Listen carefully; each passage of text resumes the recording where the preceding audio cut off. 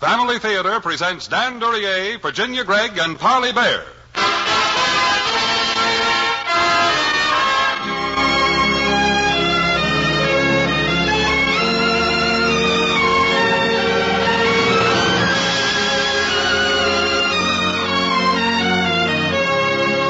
Hollywood, the Mutual Network, in cooperation with Family Theater Incorporated, presents The Postmistress of Laurel Run, written by the Dean of Western Authors, Bret Harte.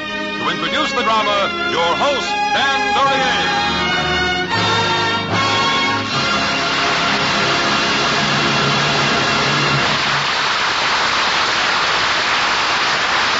Thank you, Gene. We of Family Theater are happy to welcome Virginia Gregg and Parley Bear to our stage in a story that's long been one of my favorites, and I'm sure is familiar to you all. But when it comes to telling us stories of life in the western states during the gold rush days of '49, the name of Bret Harte certainly reigns supreme. Perhaps that's because he wrote not of high adventure and melodrama, but of people, warm, human, frail and courageous people, the kind of people who are in the story we're going to tell tonight. The story of the Postmistress of Laurel Run.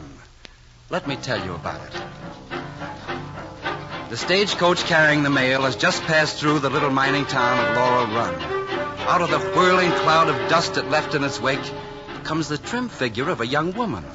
Her pretty face is made even more so by the faint flush of exertion as she drags a leather mail sack along the ground behind her. Oh, my goodness. I do declare the mail gets heavier every day.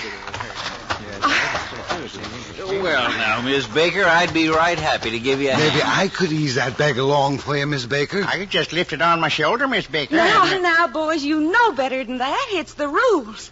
Government Postal Regulation number 124, I think. Or perhaps it's 142. Or is it, well, no matter. Rules is still rules. But I thank you anyways, gentlemen.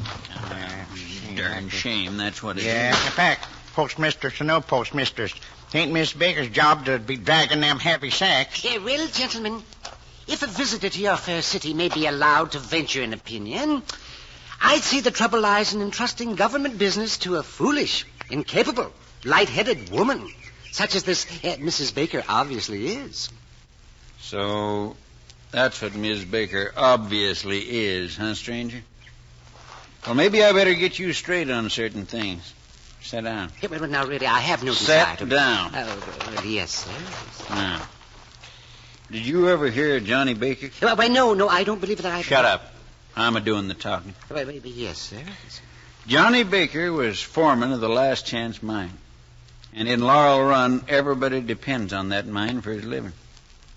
Well, there was 40 people up here, all men. We was Johnny's boys.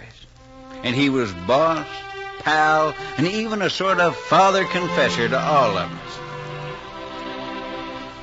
Anyway, a couple of years ago, Johnny was off to San Francisco on business. Some of us was sitting in the smelter shack when Stanton Green come in. Well, looky who's here, boys. Mr. Green.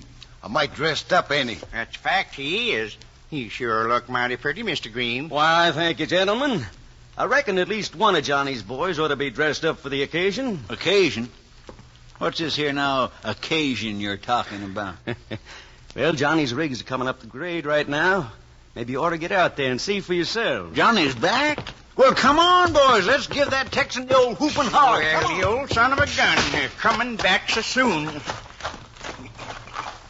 Sure enough is Johnny, all right. But who's that he's a-bringing? Who's that? Jumping Jehoshaphat. Well, skedaddle my britches. I'm dreaming. I'm dreaming. I told you it was an occasion, didn't I? Boys, howdy.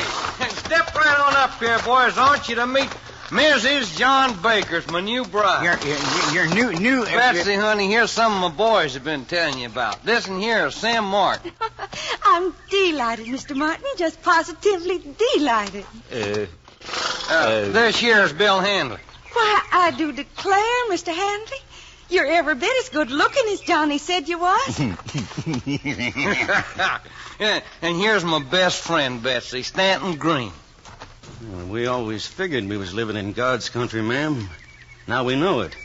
We got an angel with us for proof. Oh, well, I do declare, Mr. Green, that's the prettiest speech. Well, honey, you think you can be happy here in Laurel Run? Why, I'm just a-gonna love it, Johnny. I'm just a-gonna love it.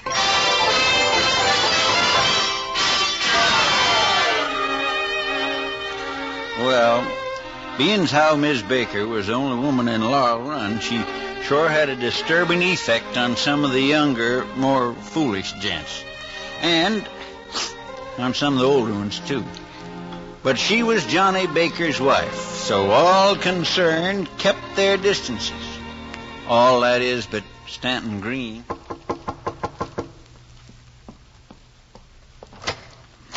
Why, I do declare, it's Mr. Green. Well, I hope you don't mind my coming to call in this way, Miss Baker. Mind? Well, it's always a pleasure to have one of Johnny's friends come a-visiting. Now, I'd just love to invite you in, but Johnny ain't home. Well, I know, ma'am. He asked me to tell you he'd be working late tonight. Working late again. I do declare Johnny worries about that mine like it was a sickly child. Well, he takes his work mighty serious, Mrs. Baker.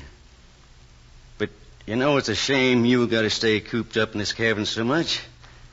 I'd be willing to wager you ain't even seen the sunset from Smoky Hill Point since you've been here. Why, no, I ain't. I have a rig outside.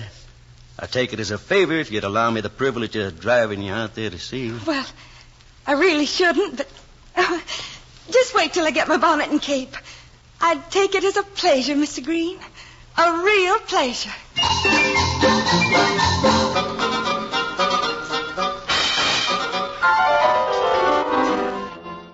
Well, maybe you couldn't blame a lively-spirited young gal for wanting to get away from a lonely cabin once in a while. Anyway, she and Stanton Green was seed together more than once as the weeks went by. And then one day around noon, while Johnny was at his cabin having a bite to eat, something happened at the mine.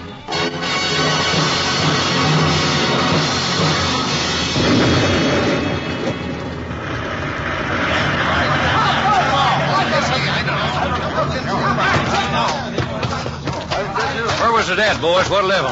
The east one, Johnny. Who's down there? Purser, Green, Melville, maybe 8 or 9 more. Yeah, they're flashing in there tighter than tick, Johnny. Can't get through to them nohow. They're still alive? We can still hear them calling, but there ain't no way of getting through. There's one way, the old abandoned mine to the north. Oh, you're crazy, Johnny. Them walls are so weak and the timber so rotten, the whole thing will come down on your ears. It can't be done, Johnny. I figure it's got to be done, and I'm going to do it. No, Johnny, no. You'll die down there. You'll die. Well, if I don't go, Betsy, there's maybe a dozen men that won't never come up again. It ain't gonna do them no good for you to be lost too, Johnny. I won't let you go. Betsy, I won't. Betsy, listen at me. Them's my boys down there. My boys. It's up to me to see ain't no harm comes to them. That's my work, Betsy. And I'm going to do it. I got to. He's right. We gotta get through. Of course, Johnny. You're right. Go to him. And I'll wait for you right here.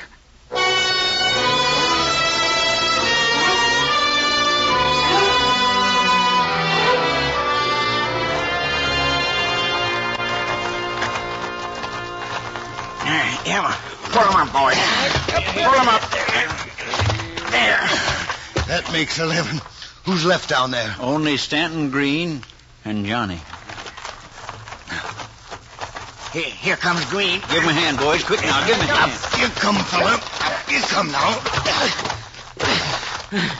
Get Johnny. Quick. That shaft's going to cave in any second. Get Johnny up there fast before the whole...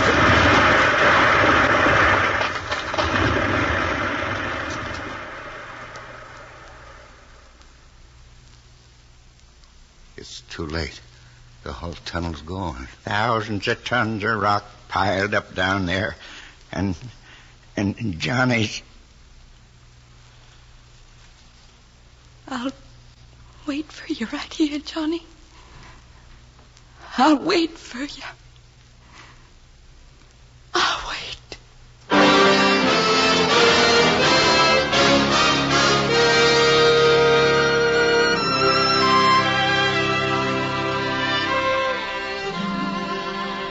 Well, Laurel Run wasn't the same after that. Not with Johnny gone and the mine ruined. Stanton Green pulled stakes for Hickory Hill. One or two others headed for Sacramento. But somehow the rest of us just couldn't leave. Not with Betsy Baker still there, tending her cabin and mourning, quiet like. And then it started to happen.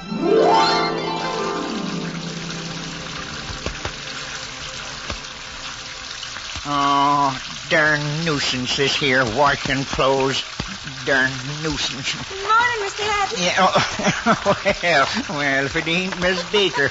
Now, that's hardly fitting work for a man to do, washing clothes. You just sit down there in the shade and smoke a pipe while I get to it.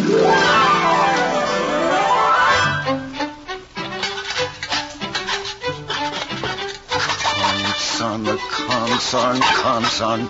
The dad rather things keep sticking to the skillet like there was having a bit of trouble with your sourdough biscuits, ain't you, Mr. Bronson? My goodness, I could smell 'em burning clean down to my cabin. Here, let me eat that skillet. A hungry man ought to have some decent biscuits to eat for a change.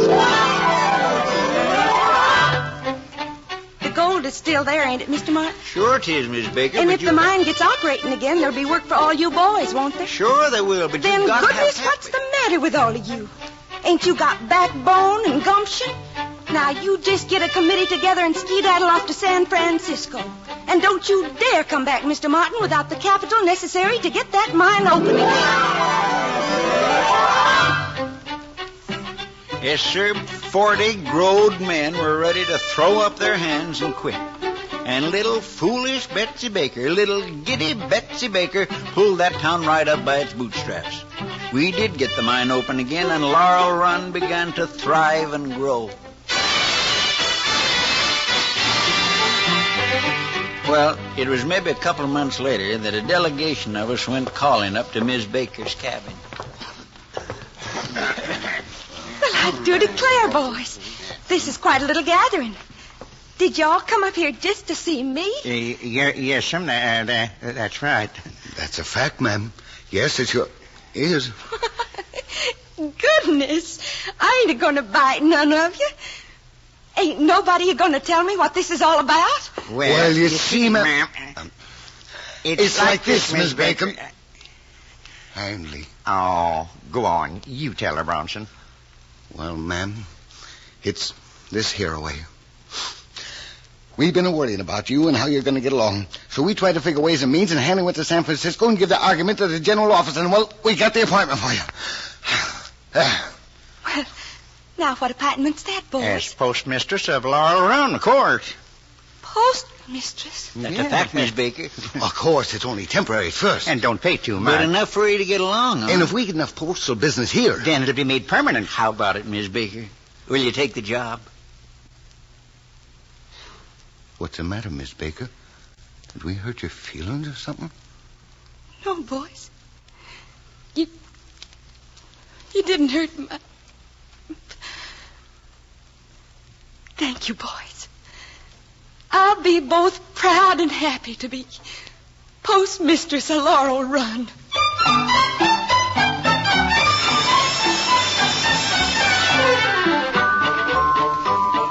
Well, we all turned to and built a special post office building and all, and everything was just fine. Only we had to make sure her temporary job was going to be permanent. And we figured that if the post office did a good, thriving business, that'd turn the trick. Good morning, Miss Baker. Lovely day, ain't it? I'll take $10 worth of them 5-cent stamps. Howdy, Miss Baker. I got a few letters going out. Better give me some of them fancy 50-centers. Maybe 30 or 40 of them. Come in and look at the new wallpaper in my cabin, boys. Done the job myself. And every one of them stamps was bought from the postmistress of Laurel Run. Yep, business was flourishing all right, but for some reason or other, that permanent appointment just didn't come through. And one day, when I was alone with Miss Baker in the post office, I maybe got an inkling why. Would you mind my asking you for a piece of advice, Mr. Martin? Why, I'd be real delighted, Miss Baker. What's troubling you? Well, it's these here official letters from the General Postal Office in San Francisco. They just keep on writing to me all the time. Writing to you? About what? Just nonsense, that's all. Plain nonsense. All about new rules and notifications and absurd questions and such. I have been referring them to the postmaster at Hickory Hill for advice. Oh, you have? Yes, he's a sort of admirer of mine. The loony. And what's he been saying about him? Well, he ain't answered the last couple I sent him, and now I got another one. I declare I don't know what to make of it. Maybe you could read it for me, Mr. Martin. Yeah. Let's see. Postmistress Laurel Run. Refer to our unanswered communication of the previous week. Compelled to remind you of Rule 47. Rule 47? What's that, Miss Baker? Why, goodness, how should I know? That's true. That's true.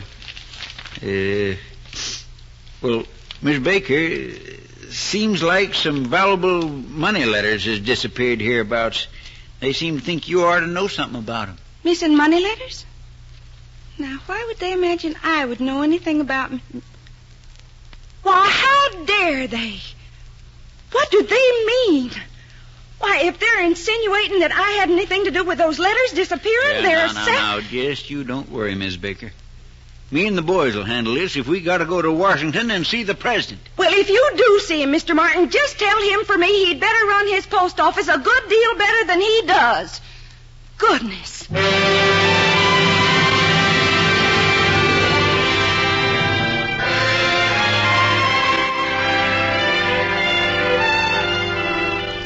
Now, while I hadn't let on to Miss Baker, this here was mighty serious business.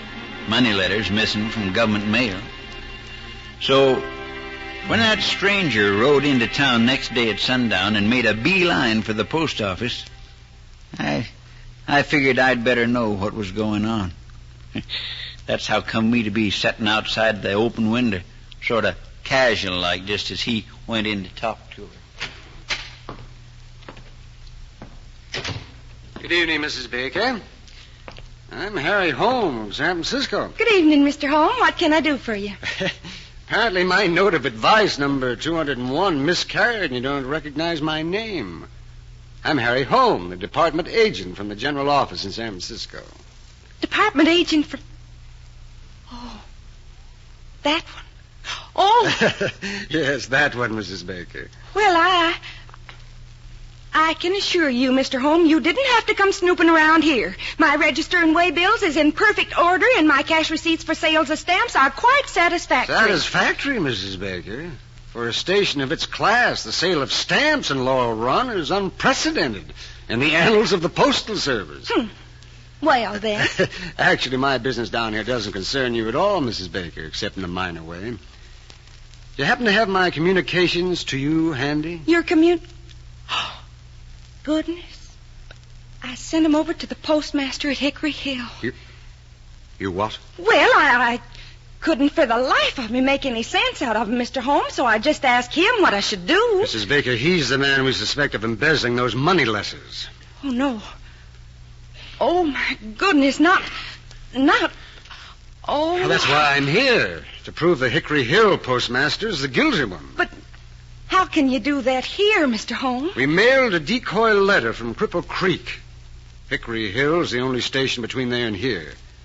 If the letter's not in the omnibus way bag when it arrives here, we'll know it was removed at Hickory Hill. I see. The way bag leaves Hickory Hill, let's see, 8:30. It's an hour's run to here. So I'll be here at 9:30 to receive it, open it, get my proof, and dispatch it again. Goodness. Such excitement. Decoy letters and robbery. It makes me feel kind of faint. Well, there's actually no need for you to be here, Mrs. Baker. You can go home if you wish. I'll handle everything. Oh, now, that's mighty kind of you, Mr. Holmes. I do think I'd better retire. I'm afraid there are times when a poor, weak woman like me just ain't up to things in a man's world.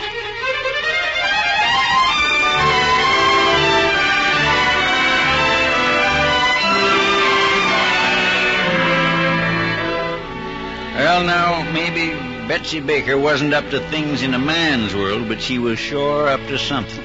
'Cause she didn't go to her cabin. She went to my stable, saddled up my Mustang, and rode him away like she was possessed. Well, me and Baker split the wind between here and Hickory Hill, got to the post office 2 minutes before 8:30, and then turned to the young and surprised postmaster. Now, no pretty speeches, Stanton Green. Just tell me one thing quick. Where's the money letter that come in that mail bag? What do you mean, Betsy? I don't know of any money letter. We ain't got time to play games, Stanton Green. That letter is a decoy. Check through at Crippled Creek. Decoy? Yes. And Mr. Holmes of San Francisco is waiting at my desk right now to learn if you've taken it. Now, where is it? It's right here, Betsy. But the seal is broken. You already opened it. Yes, I owed some bills, so I took something from the packet and gave it to the collector, but I was going to make it up the next mail, I swear. How much did you take? It was only a try. How much? $100. $100? Oh, my goodness. Oh, well, lucky I brought my purse along. Oh, no, Betsy, not your money. Shut up, I'm counting. 60, 90. There. Now, let's have that packet. So, now toss the packet in the way bag. But the seal's broken. If the money's found in the bag, the packet could have broke accidentally. Now, dump it in. Well, now Mr. Holmes won't find anything out of the way. Oh, Betsy, darling, I don't know how to thank you. Was I asking for thanks, Stanton Green? No, of course you weren't. But a woman in love never does. A woman in love? Stanton Green, you're loony. Am I? Then why did you race here? Why'd you give me that money? Involve yourself in this thing if you didn't love me. I'll tell you, you simpleton. I did all that for only one person. John Baker. John Baker? Yes, John Baker. 'Cause I'm John Baker's wife, and I'm waiting for him. While I'm waiting, I'm doing my best to carry on his work for him. You're one of his boys, his best friend. And if John Baker could give up his life to save you, I guess maybe I can risk a little trouble and disgrace. Now, do you understand? Yes. Yes, Mrs. Baker, I understand.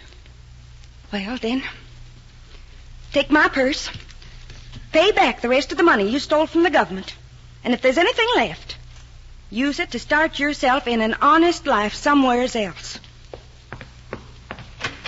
You're going now, Mrs. Baker? Yes, I'm going. I think I'll race the express back to Laurel Run. And I'll not only beat him, I bet I'll break the record as well. Goodbye, Stanton.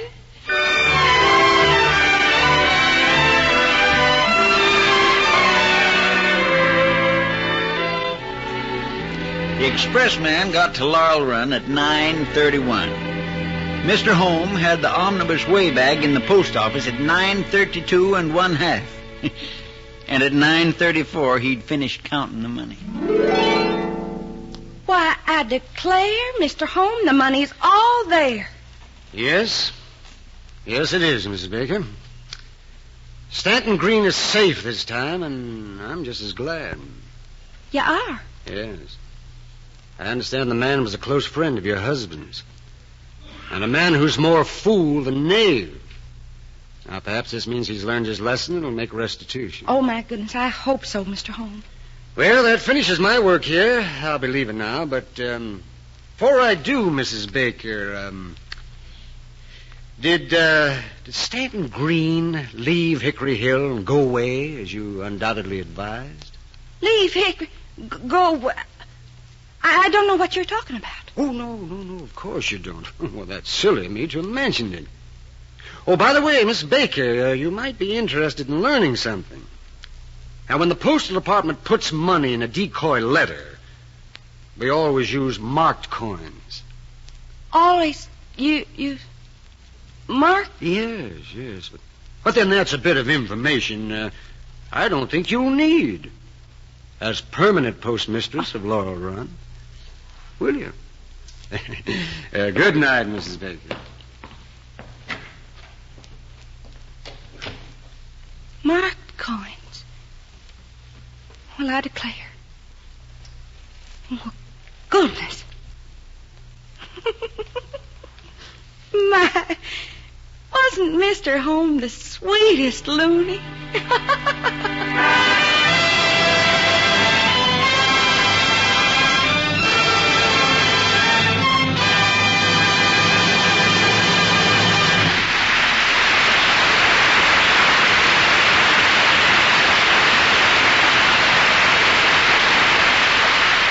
I'd like to thank Virginia Gregg and our cast for their wonderful performance of Bret Harte's classic. And also tell you the rather strange thought that occurred to me while listening to the story. Believe it or not, it was about icebergs. You know, only 10% of an iceberg is seen above water. The other massive 90% is normally concealed beneath the surface of the sea.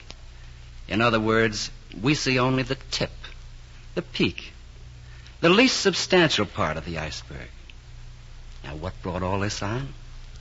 Well, the postmistress of Laurel Run turned out to be a person of hidden depths and untapped strength. And there are a lot of people in the world like her. Men and women who surprise you by revealing unsuspected qualities of good beneath a shallow, flighty exterior.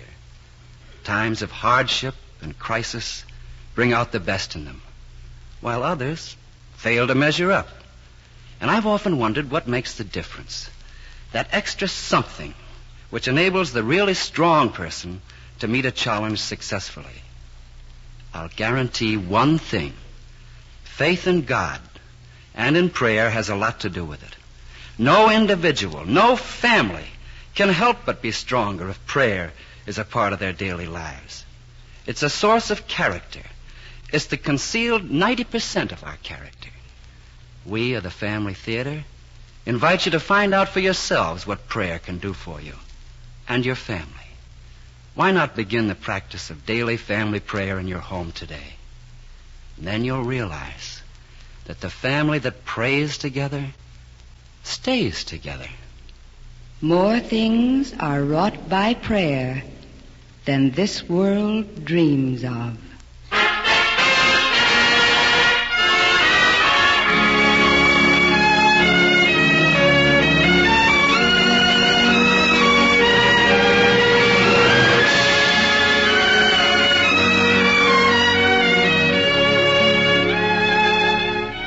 Dan Duryea has been your host as Family Theater has brought you Bret Harte's great classic, The Postmistress of Laurel Run, adapted for radio by Sidney Marshall. Music was composed and conducted by Harry Zimmerman, and the production was directed for Family Theater by Jaime Del Valle. Virginia Gregg was heard as Betsy Baker, Parley Bear as Martin, the narrator. And the supporting cast included Jim Nusser, Ralph Moody, Howard McNair, Jack Petruzzi, and Barton Yarborough. This series of Family Theater broadcasts is made possible by the thousands of you who have felt the need for this type of program and by the Mutual Network, which has responded to this need. This is Gene Baker inviting you to join us next week at this same time when your Family Theater will present Robert Alda to introduce Gene Crane and Van Heflin in The Necklace by Guy de Maupassant. Join us, won't you?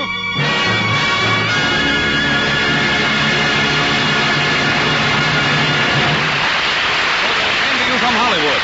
Put more opportunity in your future. Invest in United States savings bonds. This is the Mutual Broadcasting System.